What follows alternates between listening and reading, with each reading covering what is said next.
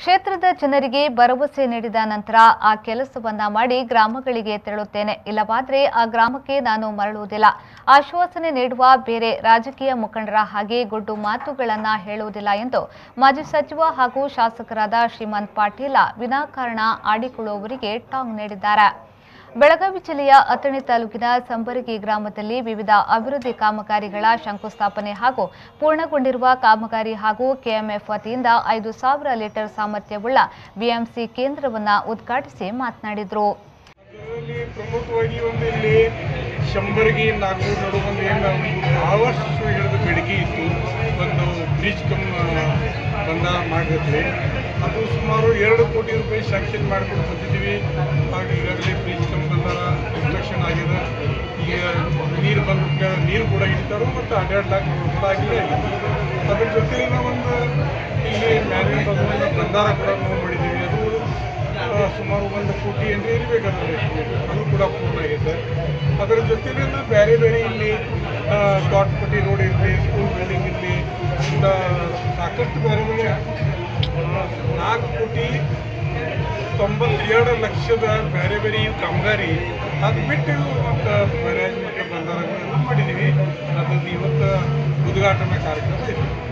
Sir, ಈಗ ಬೆಳಗಾವಿ ನೀರು ಹೋದ ವರ್ಷ ಒಂದು ಕೋವಿಡ್ದಿಂದ ಅಲ್ಲಿ ಸಾಕಷ್ಟು ದೊಡ್ಡ ತ್ರಾಸ ಆಯಿತು. ಇನ್ನು ಸುತ್ತ 4 ಸರಿ ಮೀಟಿಂಗ್.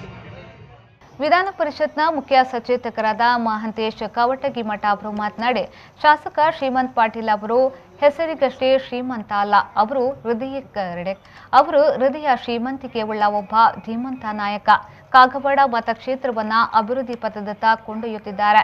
ಸಿದ್ದರಾಮಯ್ಯನ ಸರ್ಕಾರದಲ್ಲಿ ಸರ್ಕಾರದ ಜಲಸಂಪನ್ಮೂಲ ಸಚಿವರಾದ ಎಂಬಿ ಪಾಟೀಲ್ ಅವರು ವಿಜಯಪುರ ಜಿಲ್ಲೆಯಲ್ಲಿ ನೀರಾವರಿಗೆ ಹೆಚ್ಚಿನ ಅನುದಾನದ ಆದ್ಯತೆಯನ್ನ ನೀಡಿದವರು ಎಂದು ಹೇಳಿದರು. ಚಿಕ್ಕೋಡಿ ತಾಲೂಕಿನಲ್ಲಿ ಮತ್ತು ನಮ್ಮ ಅಥಣಿ ಮತ್ತು ರಾಯಬಾಗ್ ತಾಲೂಕಿನಲ್ಲಿ ಅಲ್ಪಸಂಖ್ಯಾತ ಸಮುದಾಯ, ಜೈನ ಸಮುದಾಯ ಮತ್ತು ಮುಸ್ಲಿಂ ಸಮುದಾಯದ ಜನರಿಗೆ ಅತ್ಯಂತ ಹೆಚ್ಚು ಭವನಗಳನ್ನು ಮಂಜೂರು ಮಾಡಿದವರು ಸನ್ಮಾನ್ಯ ಶ್ರೀಮಂತ್ ಪಾಟೀಲ್ ಅವರು ಅಂತ ಬಹಳ ಅಭಿಮಾನದಿಂದ ಈ ಸಂದರ್ಭದಲ್ಲಿ ಹೇಳಿ ಅವರಿಗೆ ಈ ಸಂದರ್ಭದಲ್ಲಿ ಧನ್ಯವಾದಗಳನ್ನ, ಅಭಿನಂದನೆಗಳನ್ನ ಹೇಳಲಿಕ್ಕೆ ನಾನು ಬಯಸ್ತಾ ಇದ್ದೀನಿ. ಬಂಧುಗಳೇ, ಅವ್ರ ಹೆಸರಿನಲ್ಲಿಯೇ ಶ್ರೀಮಂತ ಅಂತಕ್ಕಂಥ ಹೆಸರಿದೆ.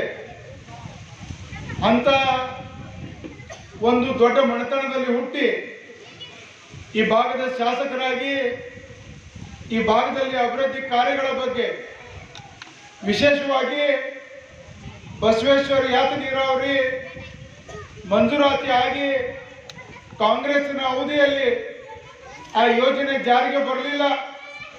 ಪಕ್ಕದಲ್ಲೇ ಇದ್ದಂಥ